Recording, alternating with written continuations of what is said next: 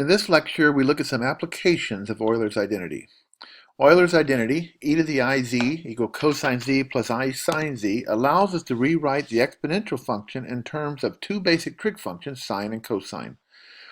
We may then use Euler's formula to find a formula for cosine z and sine z as a sum of exponential functions. If we can write an exponential function in terms of trig functions, maybe we can write trig functions in terms of exponential functions. So, since e to the iz is cosine z plus I sine z, then if I replace z by minus z, then e to the minus iz is cosine minus z plus I sine minus z. Cosine function is even, so cosine minus z becomes cosine z. Sine function is odd, so sine of minus z becomes minus sine z. And so e to the minus iz is this expression cosine z minus I sine z. If we add those two expressions together, we get e to the iz plus e to the minus iz is 2 cosine z because the signs cancel. And so here's an expression for cosine in terms of exponential functions. All right, so there's Euler's identity. There is Euler's identity with z replaced by minus z and simplified a little bit using the parity of the trig function, the fact that cosine is even and sine is odd. Now, if instead of adding those two equations, we subtract the bottom one from the top, then when we do that, the cosines will cancel out, and we can get a formula for sine. Once we divide by 2i, we'll see that sine of z is this difference of exponential functions divided by 2i. So I can write sine as a sum or difference of exponential functions. Euler's formula writes the exponential functions in terms of trig functions, and now we've written the trig functions in terms of exponential functions. The exponential and trig functions are, in some sense, the same family of functions. Trig functions are, in fact, exponential functions in disguise. Any expression you can write with trig functions, you can probably rewrite into exponential functions. Let's try some applications of Euler's formula. We can take this complex number, 2e to the 13 pi over 6i, and put it in Cartesian form. So if I do that, Euler's formula says e to the 13 pi over 6 should be cosine of 13 pi over 6 plus I sine 13 pi over 6. We're just multiplying by 2 apparently. So when I clean this up, I get root 3 plus I. So here's this complex number that turns into being root 3 plus I. We can put this complex number in polar form. By polar form, I mean we're going to write it in terms of an angle theta in the complex plane and a length or modulus r. So r and theta are both real numbers and positive. The modulus or length of 18 plus 26i is this distance from the origin in the plane. So to square 18, square 26, and take their square roots. So the length of this number is the square root of 1,000. So the polar coordinate form is the square root of 1,000 e to the I theta, where theta is the angle made by this point in the plane. So it's going to be the arctangent of 26 over 18.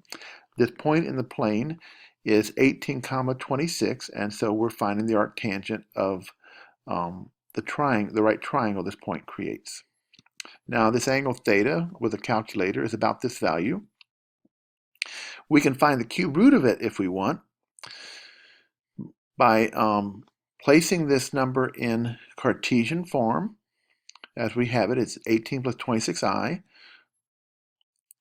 We want to find the cube root of this number, and if we can, put this cube root in the Cartesian form. So the cube root of 18 plus 26i, how would we find that? Well, a moment ago, we discovered that 18 plus 26i was the square root of 10 cubed e to the I theta, where theta was this arctangent. Now the cube root of the square root of 10 cubed e to the I theta is going to be the square root of 10 times e to the I theta over 3. By properties of exponents, if you want to take the cube root of that expression, the cube root of the square root of 10 cubed will just be the square root of 10. The cube root of e to the I theta is e to the I theta over 3.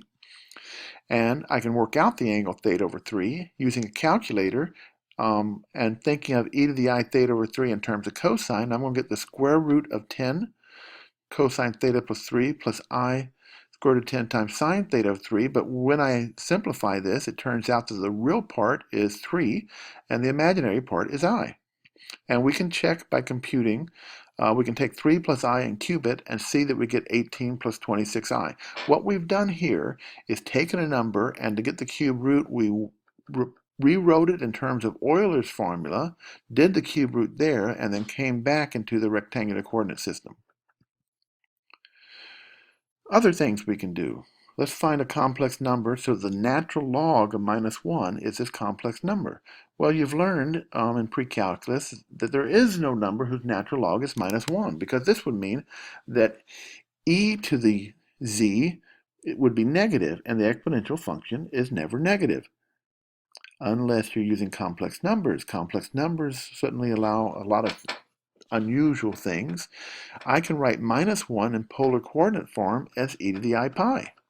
E to the I pi is cosine pi plus I sine pi, and that's minus 1. Now, if minus 1 is e to the I pi, then pi I, the exponent on e, is the value we might assign to the natural log of minus 1. If minus 1 is e to the I pi, take the natural log of both sides, and you get the natural log of minus 1 is I pi. There are some issues with what I just did, but e to the I pi is a first of many answers to the question, what is the natural log of minus 1? Some things we can do with real numbers. We can solve sine of x equals a half and discover that there are an infinite number of x's that will work there. We can take the natural log of 25/7. In other words, we can find a z so that e to the z is 25/7. We can compute the natural log of 2. These are all examples of things we might have done in a pre-calculus class with real numbers. However, once we have complex numbers, we can discover that the exponential function is periodic, but it has period 2 pi I. Its period is imaginary. We can find an infinite set of numbers so that e to the x is minus a half. That should be minus a half. I want negative numbers there. We can find a number z so that the cosine is greater than 1, 25/7. You learn in pre-calculus the cosine is always between minus 1 and 1. Well, that's if we use real numbers. But if we use imaginary numbers, you can make the cosine be anything you want, essentially. We can compute the natural log of minus 2.